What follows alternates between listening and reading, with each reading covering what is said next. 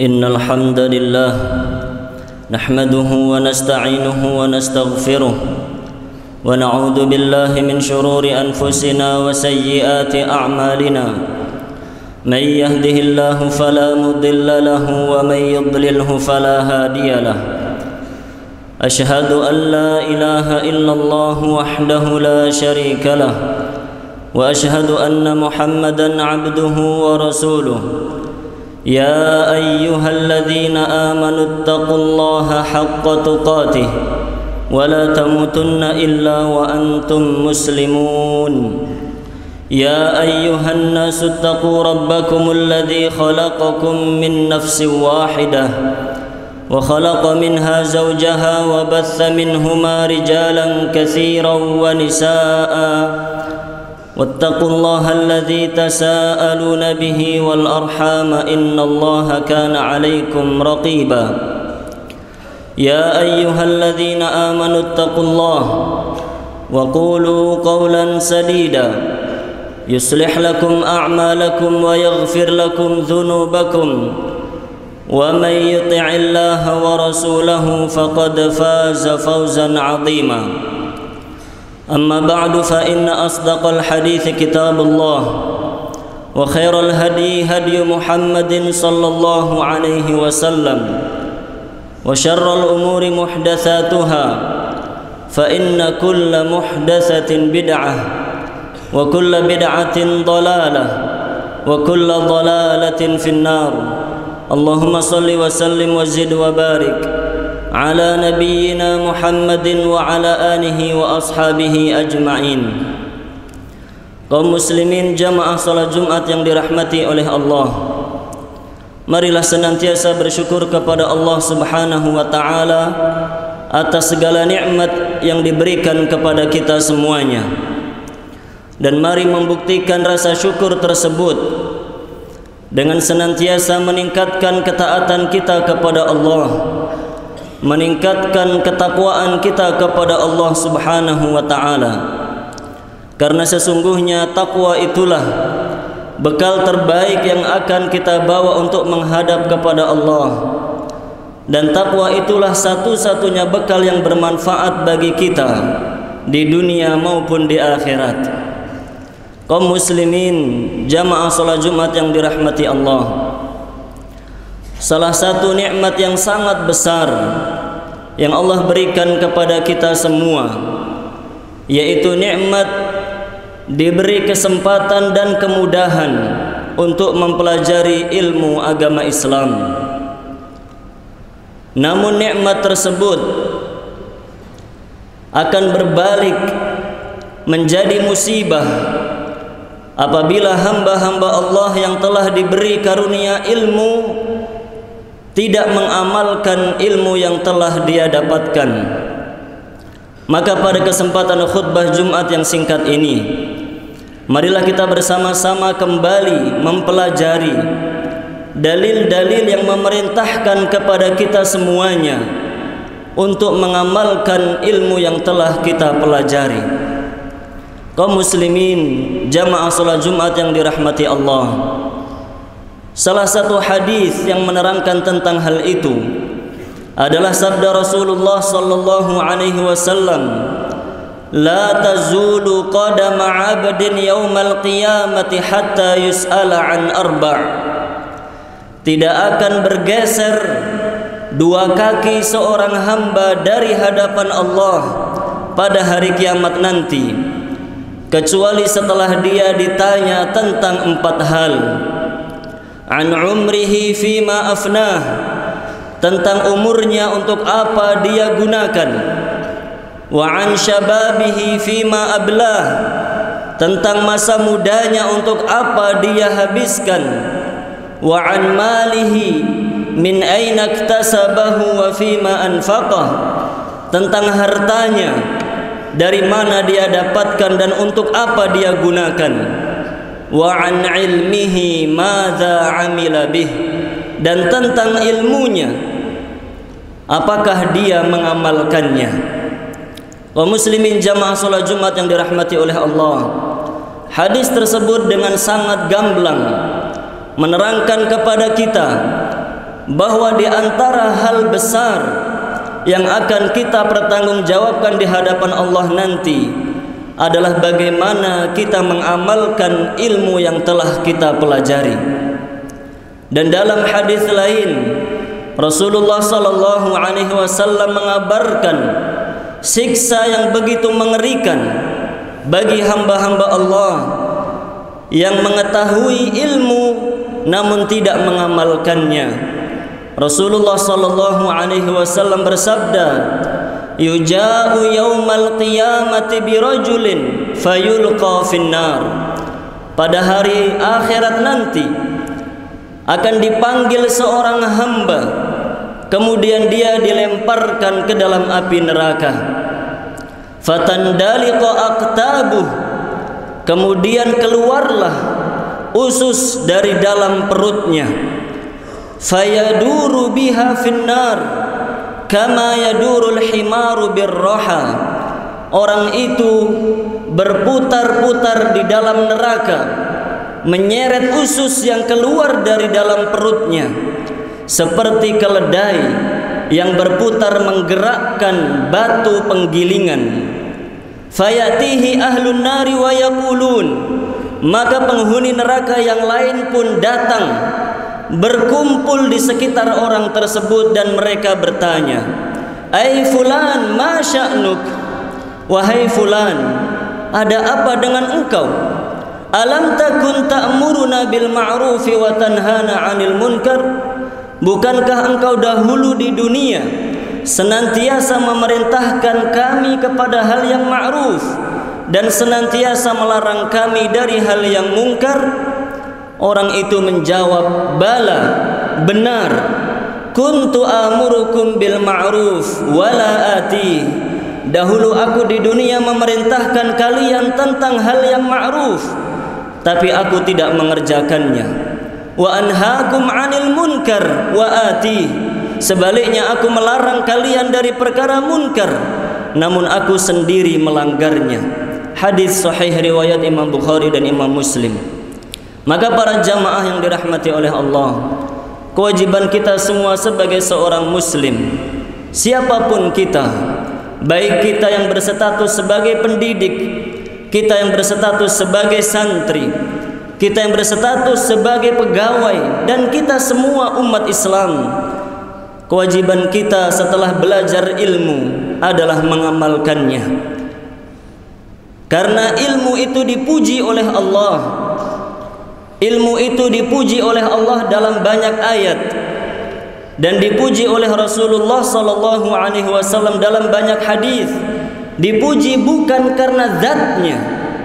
Ilmu itu dipuji oleh Allah karena ilmu itu adalah wasilah, perantara untuk bisa beribadah kepada Allah Subhanahu wa taala. Maka sebenarnya hamba-hamba Allah yang telah mengeluarkan dan banyak berkorban untuk belajar ilmu agama Islam, namun kemudian tidak mengamalkannya, sebenarnya dia belumlah menjadi hamba yang dipuji oleh Allah. Bahkan bisa jadi akan menjadi hamba yang dimurkai oleh Allah Subhanahu wa taala. Dan kita semua tidak ingin menjadi hamba yang dimurkai oleh Allah. Bukankah setiap hari, bahkan di setiap rakaat salat kita membaca doa kepada Allah, ihdinas siratal mustaqim, tunjukilah kami jalan yang lurus, siratal ladzina an'amta alaihim, jalan orang-orang yang Engkau beri nikmat kepada mereka, ghairil maghdubi alaihim waladdallin, bukan jalan orang-orang yang Engkau murkai dan bukan jalan-jalan orang yang tersesat. Siapakah orang yang dimurkai oleh Allah? Mereka lah orang-orang Yahudi dan orang-orang yang beramal seperti amalnya mereka, yaitu punya ilmu namun tidak mengamalkannya. Kaum muslimin jamaah salat Jumat yang dirahmati oleh Allah, kewajiban setiap kita adalah mengamalkan sedikit ilmu yang kita dapatkan. Dan perlu diketahui bahwa para ulama dari para salaf telah mengabarkan kepada kita, ilmu yang kita dapatkan akan hilang jika tidak kita amalkan. Kita bisa memahami ilmu dan ilmu itu bisa rasikh, ilmu itu bisa dengan kuat menempel di dalam hati kita apabila kita mengamalkannya. Oleh karena itu sahabat yang mulia Ali bin Abi Thalib radhiyallahu anhu berkata, hatafal ilmu bil amal. Ilmu itu senantiasa memanggil-manggil amal. Fa in ajabahu wa illar tahal. Apabila amal itu mau datang, ilmu akan tetap ada. Namun apabila amal itu tidak mau datang, maka ilmu itu akan sirna. Demikian pula dikatakan oleh sahabat yang mulia Abu Darda radhiyallahu anhu. Beliau mengatakan, innaka lan takuna aliman hatta takuna muta'alliman. Ketahuilah bahwa engkau tidak akan bisa menjadi seorang alim, seorang ulama, kecuali jika engkau terlebih dahulu mau menjadi seorang pelajar. Wa innaka lan takuna muta'alliman hatta takuna amilan bima ta'allamta. Dan ketahuilah bahwa engkau tidak akan sukses menjadi pelajar kecuali jika engkau mau mengamalkan apa yang telah engkau pelajari. Maka jamaah salat Jumat yang dirahmati oleh Allah, ketika seorang muslim mengamalkan ilmu yang telah dia dapatkan, manfaat terbesar adalah untuk dirinya sendiri sebelum manfaat untuk orang lain. Asy-Sya'bi rahimahullah, seorang ulama tabi'in, menegaskan, kunna nasta'inu ala hifdzil hadits bil amali bihi. Dahulu kami memohon pertolongan kepada Allah untuk dimudahkan menghafal hadis-hadis dengan cara kami mengamalkan hadis-hadis yang telah kami pelajari. Maka jamaah salat Jumat yang dirahmati oleh Allah, teruslah belajar, siapapun kita dan berapapun usia kita. Namun jangan lupa teruslah mengamalkan ilmu, karena kita tidak menjadi hamba yang dicintai Allah dengan sekedar belajar ilmu. Kita akan menjadi hamba yang dicintai oleh Allah apabila kita mengamalkan ilmu yang kita pelajari. Dan ketahuilah bahwa kunci surga adalah dengan belajar ilmu, menjadi orang yang beriman dan beramal saleh. Seorang tidak bisa masuk surga hanya dengan ilmu tanpa amal. Oleh karena itu dalam banyak sekali ayat Al-Quran, ketika Allah mengabarkan tentang ahli surga, senantiasa Allah sebutkan ciri-ciri mereka adalah beriman dan beramal saleh. Di antaranya yang ayat yang telah kita hafal dalam surat Al-Bayyinah, innalladzina amanu wa amilus salihat ulaika hum khairul bariyah. Sesungguhnya orang-orang yang beriman dan beramal saleh, mereka itulah makhluk yang paling baik di hadapan Allah. Jazaohum 'inda rabbihim jannatu 'adn. Ganjaran bagi mereka adalah surga Aden. Tajri min tahtihal anhar, yang mengalir sungai-sungai di bawahnya. Khalidina fiha abada, mereka kekal di dalamnya selama-lamanya. Dzalika liman khasyiya rabbah. Ganjaran surga itu bagi hamba-hamba yang takut kepada Allah. Siapa hamba-hamba yang takut kepada Allah? Siapa hamba-hamba yang disebut akan masuk ke dalam surga? Siapa hamba-hamba Allah yang disebut sebagai makhluk yang terbaik? Merekalah yang di awal ayat Allah sebut sebagai orang yang beriman dan beramal saleh. Aqulu ma tasma'un wa astaghfirullah li wa lakum wa lisairil muslimin min kulli dhanb fastaghfiruhu innahu huwal ghafurur rahim.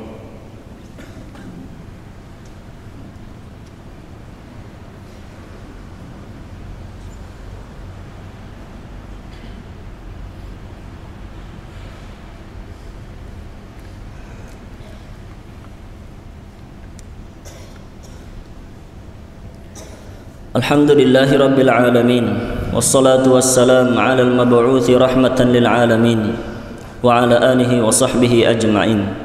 Kaum muslimin jamaah salat Jumat yang dirahmati oleh Allah, kita senantiasa berusaha meniti jejak para salafus saleh. Kita senantiasa ingin menjadi hamba-hamba Allah yang sesuai dengan contoh Rasulullah sallallahu alaihi wasallam dan para sahabatnya. Dan di antara contoh para salafus saleh adalah beliau-beliau gigih dan bersungguh-sungguh mengamalkan ilmu yang telah didapatkan. Di antara dalil tentang itu adalah riwayat dari Ali bin Abi Thalib radhiyallahu anhu dan istri beliau Fatimah radhiyallahu anha, ketika beliau berdua merasa keberatan dengan pekerjaan harian yang begitu banyak, dengan begitu banyak tugas dan kesibukan, maka beliau berdua minta budak kepada Rasulullah sallallahu alaihi wasallam, minta agar diberi pembantu atau budak yang membantu mereka menyelesaikan pekerjaan rumah. Ternyata Rasulullah sallallahu alaihi wasallam tidak memberi budak, justru mengajarkan sebuah amal, yaitu diajarkan untuk membaca tasbih, tahmid dan takbir masing-masing 33 kali dibaca sebelum tidur. Dan kata Rasulullah sallallahu alaihi wasallam, amal itu lebih baik daripada budak atau pembantu. Apa kata Ali bin Abi Thalib radhiyallahu anhu di akhir riwayat setelah meriwayatkan hadis tersebut? Beliau mengatakan, "Ma taraktuha mundu sami'tuha min Rasulillah sallallahu alaihi wasallam." Saya tidak pernah meninggalkan amal itu sejak pertama kali saya mendengar diajarkan oleh Rasulullah sallallahu alaihi wasallam. Demikian beliau bersungguh-sungguh mengamalkan ilmu yang didapatkannya. Begitu pula Ummu Habibah radhiyallahu anha. Beliaulah di antara sahabiyah yang meriwayatkan hadis tentang pahala salat rawatib 12 rakaat, salat qabliyah dan ba'diyah 12 rakaat dalam satu hari satu malam, di mana Rasulullah sallallahu alaihi wasallam dalam hadis itu mengabarkan, barang siapa salat rawatib 12 rakaat dalam satu hari satu malam, Allah akan membangunkan istana baginya di dalam surga. Apa kata Ummu Habibah radhiyallahu anha setelah menyampaikan riwayat tersebut? Beliau mengatakan, "Ma taraktuhun mundu sami'tuhun min Rasulillah sallallahu alaihi wasallam." Saya tidak pernah meninggalkan salat rawatib sekalipun sejak saya mendengar ajaran itu dari Rasulullah sallallahu alaihi wasallam. Demikianlah para jamaah, mengapa beliau menjadi hamba yang mulia di sisi Allah? Karena beliau adalah orang yang gigih belajar ilmu agama. Namun setelah itu beliau pun lebih gigih untuk mengamalkan ilmu yang beliau dapatkan. Maka demikianlah kewajiban kita. Hal-hal yang telah kita pelajari, marilah kita amalkan. Perkara-perkara yang wajib jangan sampai ditinggalkan. Salat berjamaah adalah wajib bagi kaum muslimin, maka jangan meremehkan salat berjamaah. Salat yang khusyuk dan tumakninah adalah wajib bagi setiap orang yang telah baligh, maka jangan main-main ketika melaksanakan salat. Jujur adalah wajib bagi setiap umat Islam, maka jangan sekali-kali meremehkan dusta. Menutup aurat adalah wajib bagi umat Islam, maka jangan menggampangkan untuk mengumbar aurat dan hal-hal wajib yang lainnya. Begitu pula dengan perkara-perkara sunnah, marilah mengamalkannya semaksimal mungkin. Semoga dengan itu kita menjadi hamba yang diridhai oleh Allah di dunia dan di akhirat, sebagaimana para salafun salih menjadi orang-orang yang diridhai oleh Allah di dunia dan di akhirat. Allahumma salli ala Muhammadin wa ala ali Muhammad kama sallaita ala Ibrahim wa ala ali Ibrahim innaka Hamidum Majid, wa barik ala Muhammadin wa ala ali Muhammad kama barakta ala Ibrahim wa ala ali Ibrahim innaka Hamidum Majid. Walhamdulillahi rabbil alamin. Allahumma ighfir lil muslimina wal muslimat wal mu'minina wal mu'minat al ahya'i minhum wal amwat innaka sami'un qaribun mujibud da'wat. Allahumma ighfir lana dhunubana wa liwalidina warhamhum kama rabbawna shighara. ربنا هب لنا من أزواجنا وذرياتنا قرة أعين وجعلنا للمتقين إماما. اللهم أصلح ولاة أمور المسلمين ووفقهم لما تحب وترضى. ربنا ظلمنا أنفسنا وإن لم تغفر لنا وترحمنا لنكونن من الخاسرين. ربنا آتنا في الدنيا حسنة وفي الآخرة حسنة وقنا عذاب النار. وصلى الله على نبينا محمد وعلى آله وصحبه وبارك وسلم. وآخر دعوانا أن الحمد لله رب العالمين.